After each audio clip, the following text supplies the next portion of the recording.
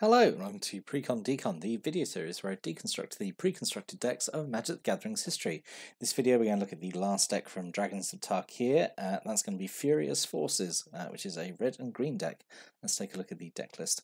So we've got 21 creatures, 7 instants, 5 sorceries, 1 enchantment, 1 artifact, 25 land, mana curve off to the side there. Let's dive in, start looking at the deck. So, I mean, it's red-green aggro, so, we can expect that. There is a very, very minor dragon-like tribal theme to it, but as I've sort of said with all the previous Dragons of Tarkir decks, like, there's just not enough dragons in the set to, like, make it work in the deck, but, we'll look at that as we look at the cards.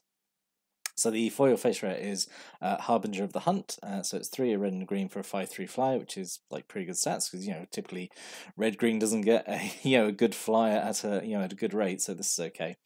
And you pay 2 in red. It does 1 damage to each creature without flying, and you pay 2 in the green, and it does 1 damage to each other creature with flying. So it does the classic like earthquake and hurricane kind of effect, which is okay. Apart from that, it's fairly just straightforward, isn't it? It's just like it's just a fairly big flyer.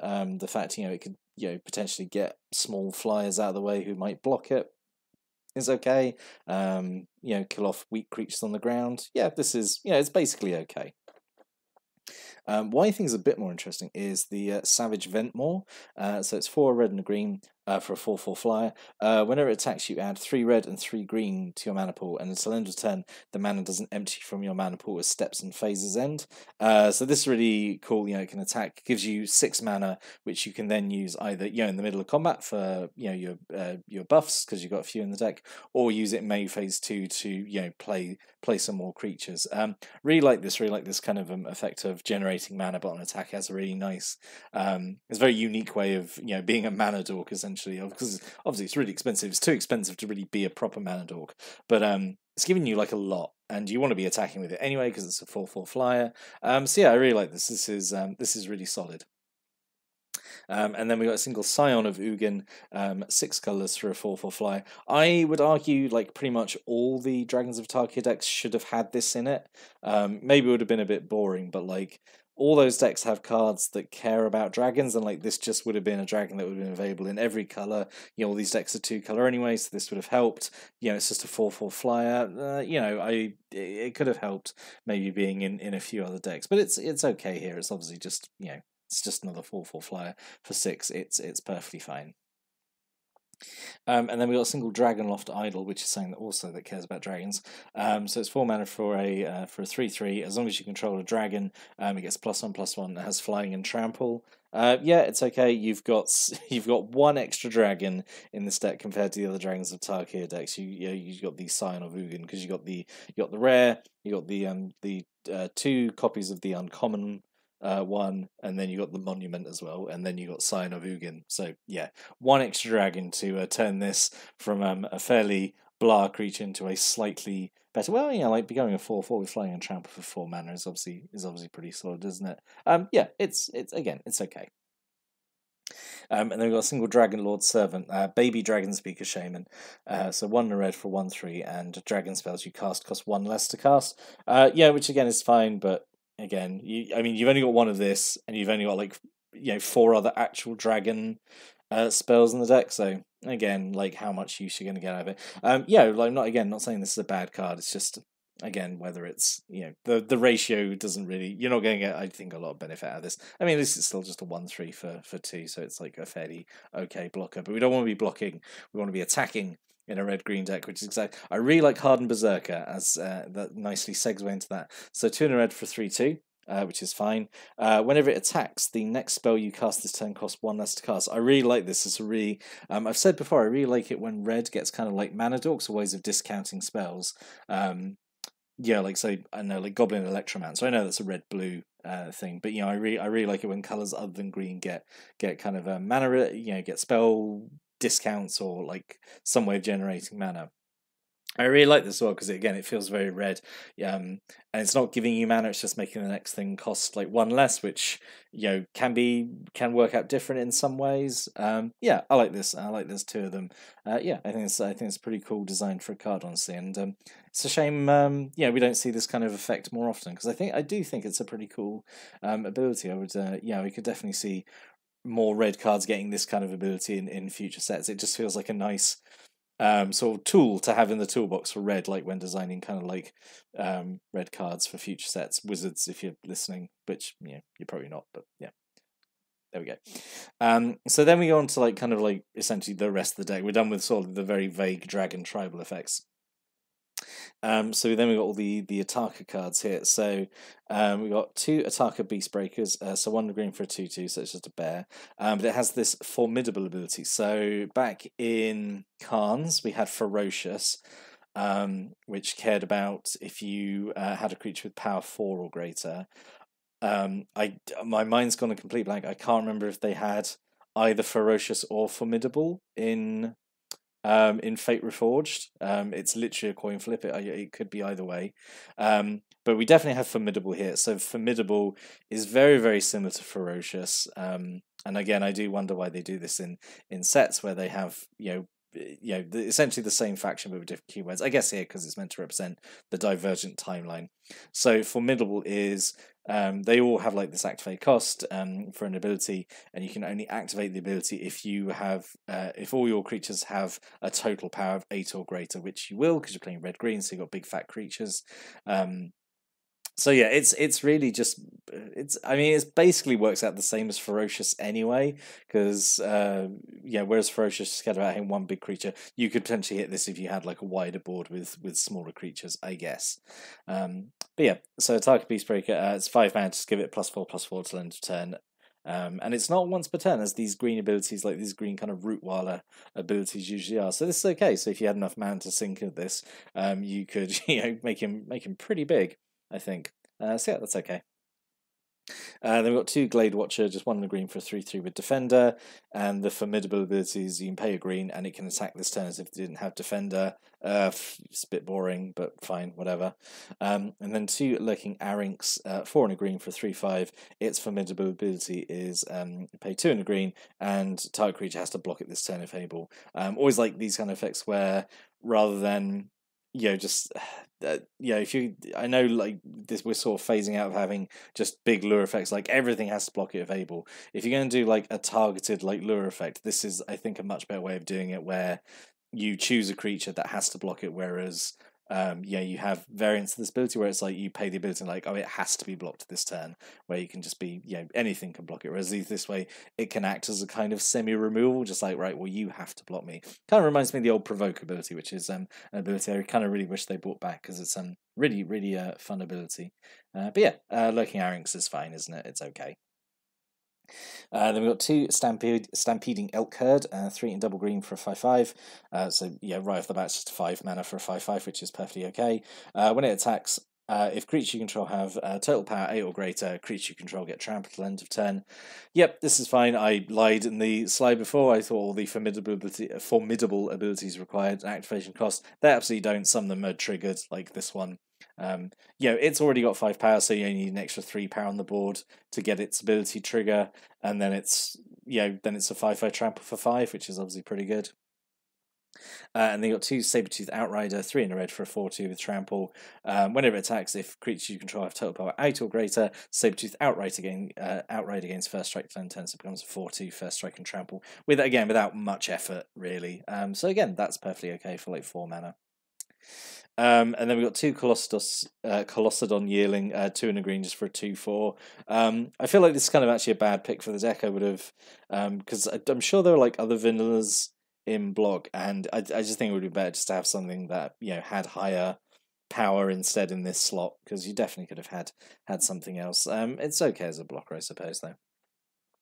Then a single Summit Prowler, 2 in double red for a 4/3. I sort of mentioned this in a previous video, how I really liked how this is using almost exactly the same art. The only thing that changes is there's a dragon in the background of the to represent the divergent timeline. But it's got 4 power, so it helps contribute to the formidable abilities, I suppose. And it's it's just a full 3 for 4 with no downside, so I guess it's fine. So then non-creature spells. So the other rare is Berserker's Onslaught. So 3 in double red, it's an enchantment. Attacking creatures you control have double strike, which is pretty scary. I think because you've got some big creatures in the deck, so giving them all double strike when they attack is really, really solid. I feel like this, if this comes down and stays down, it's going to end the game pretty quickly. So yeah, this is I think a really solid rare to include, honestly. So yeah, I like it. We've got a single Draconic Roar. So 1 in a red. As additional cost to cast Draconic Roar, it's this dragons thing again where you reveal a dragon, or if you had a dragon when you cast it, get an extra effect. So Draconic Roar does 3 damage to that creature, and if you reveal a dragon or control a dragon as you cast it, it does 3 damage to that creature controller. So at the very least, I was going to say it's Lightning Strike. It's not Lightning Strike because it can't hit players initially. It can only hit creatures. So what's a burn spell that does 3 damage that only hits creatures? I can't think of one off the top of my head. So at the very least, it can deal 3 to a creature. And if you manage to hit honestly the hard requirement in this deck, again, you've only got like 5 dragons max in the deck. You get to trample over, you get to do 3 damage onto the controller as well, which is okay. For 2 mana, that's obviously super good. This is like the black one of these where like it doesn't feel too bad if you can't get the dragon kind of boosts to it. Like if you're just doing 3 damage to a creature at instant speed, that's fine for 2. It doesn't feel too overcosted, and when you do get the ability, then it feels really good. Then we've got 2 Sarkhan's Rage, so 4 in a red. Does 5 damage to target creature or player, which is fairly chunky for 5 mana. If you control no dragons, Sarkhan's Rage does 2 damage to you. Again, you've got so few dragons in the deck, so this is going to be normally burning you as well. But 5 damage to a creature or player is pretty significant. So you can probably take 2 if it means because this potentially close out the game. This could be like a finisher. So yeah, this is fine. I think it's okay. I just wish there'd been more dragons, in a set called Dragons of Tarkir. Kind of wish there'd been more dragons that kind of like common maybe just to fill the gaps a little bit, but I don't know. A single roast, so 1 in red, does 5 damage to target creature without flying. This is again like it's 2 mana, 5 damage. Okay, it's sorcery speed and it's got a bit of a targeting restriction, but like that's fairly solid for only 2 mana. That's almost certainly going to kill like a lot of things that it's used against. So yeah, that's perfectly fine.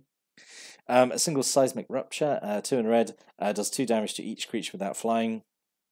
Yeah, this is okay. You've got fairly big creatures yourself, so you're going to survive this kind of thing. So yeah, this is okay. And then 2 Tail Slash, 2 in a red. Target creature you control deals damage equal to its power to target creature you don't control. So it's like a one-sided fight effect. What they call bites, because you have fights and bites. So this is a bite effect, even though it's a tail slash. You get what I mean? Weird how this is now almost predominantly like a green ability to get the one-sided fight effect. But yeah, it's good. I like it. It's instant speed. I say it's one-sided fight effect. Yeah, it's just really solid. I think it's good. You've got obviously big creatures in here, so this is a really solid bit of removal. A single epic confrontation, so 1 in the green. Yes, here we go. Here's a fight effect. Target creature you control gets +1/+2 turn, and it fights a creature you don't control. This I think is a pretty good upgrade over Prey Upon, which is like a single green just to make the fight. You're giving a power boost and a toughness boost, so at least you can punch up and maybe survive the fight. So yeah, I think this is pretty good. Kind of wish there'd been more than one in here, honestly. But yeah, again, you got big creatures in the deck, so this is a fairly good bit of removal. We've got a single Press the Advantage, 2 in double green, instant, up to 2 target creatures each get +2/+2 and gain trample on turn. Yeah, it's nice, just buff up 2 of your creatures. Yeah, I think it's perfectly good. Then you've got Tread Upon, which is literally just half of Press the Advantage because it's half the cost and it only affects 1 creature, but it's the same, gives +2/+2 and trample end of turn. So yeah, just funny that it's literally half of the other card. But yeah, these are obviously perfectly fine buff spells, and can help you hit formidable as well, which is good. And then a single dragon fodder, 1 in a red, just make 2 goblin creature tokens. Yeah, this is fine, just nice early on play, just to get some little chump blockers down. It's good. Yeah, kind of wish there'd been more than 1 in here, but yeah, again, it's fine. A single Magmatic Chasm, 1 in a red, creature without flying can't block this turn. Yep, that's good. This is super cheap for this, just to potentially remove all your opponent's blockers for a turn, so you can just swing in. And like this is cast this again, this is usually going to end the game, I think, or at least have like a really big turn where you just stop. You just stop your opponent's whole board potentially blocking. So yeah, I think this is really solid for 2 mana as well. Maybe I'm overvaluing these kind of effects, but they always seem very strong to me. And then, as it's a Dragons of Tarkir deck, we have the Monument. So you get 3 mana for an artifact, gives you red or green, and you spend 6 mana to animate it into a 4/4 dragon. So again, perfectly fine. Mana Rock, actually, I would say is probably more important here than other Dragons decks, just because you've got quite a high mana curve with your big fatties. And then, the normal Dragons of Tarkir mana base here of Evolving Wilds, 12 mountains and 12 forests. So yeah. Okay. So let's talk about what could have been. Like I'd sort of mentioned just there, it's a much wider what could have been. Like I just do wish there had been more dragons in Dragons of Tarkir, especially like at common. Like you could have just had, like a common red dragon that was just like, like 2 and double red, and it's just like a 3/3 flyer or something. You could have just had that just to have something to fill the gaps and like give this deck more dragons, because like a big disadvantage, it's only using Dragons of Tarkir cards. It's not. There weren't many extra dragons in Fate Reforged, but it would have been nice if it could have pulled those through here, like what was that? I'm trying to think. Lightning Shrieker, like Destructor Dragon, could have brought those in just to make it like a proper dragon tribal deck, I suppose. I don't know. Let's talk about potentials. So Sarkhan's Triumph, I thought, was one here. It's just 2 red, lets you tutor up for a dragon, which would have been okay, I suppose. That could have been good. Have just like, I don't know, 1 or maybe 2 of those.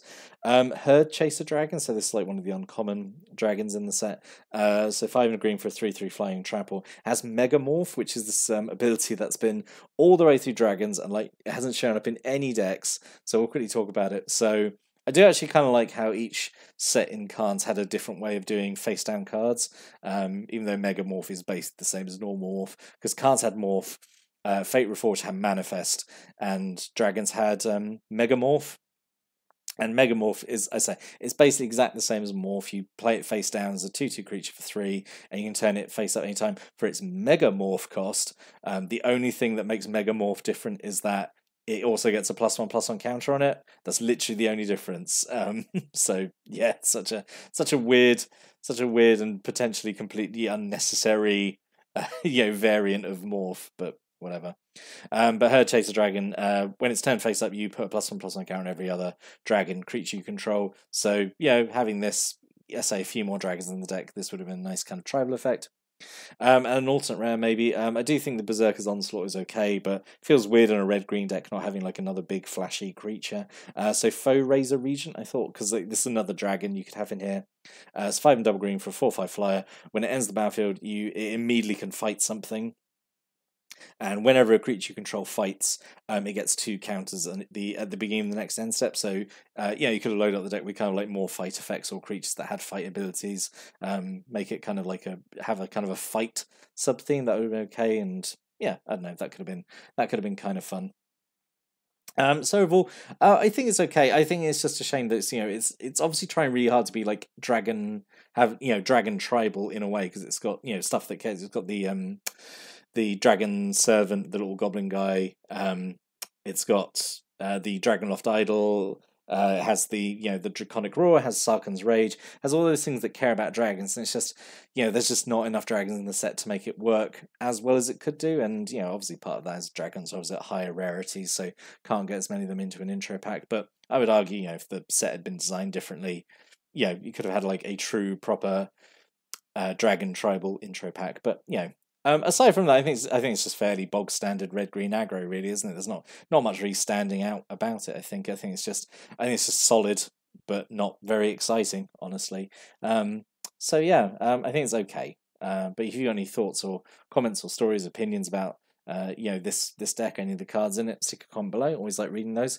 But we're now done with Dragons of Tarkir. We're now done with Tarkir block as a whole, and with that, actually, we're done with 3 set blocks, because moving forward we're going to have Magic Origins next, which is essentially like a core set, but then moving on from that we're only on to 2 set blocks. This is kind of like so this is really like the end of an era. Last time we had a 3 set block, before we start going into smaller blocks and but more frequent, and the sizes of the sets were kind of made a bit more consistent. I don't know how I feel about that, honestly, but as it's all been proven, I think by all the sets we looked at this time, you definitely get fatigue after 3 sets in a block. So, and actually, some of the 2 set blocks coming up are like some of my favorite ones. Not the next 2 we're going to look at, spoilers, but after that, once I think with Kaladesh actually going forward, I think those sets are actually really good going forward. But that's a complete different tangent. But yeah, so we're done with Tarkir. Next video will be Magic Origins. See you then, and thanks for watching and listening, and have a great day.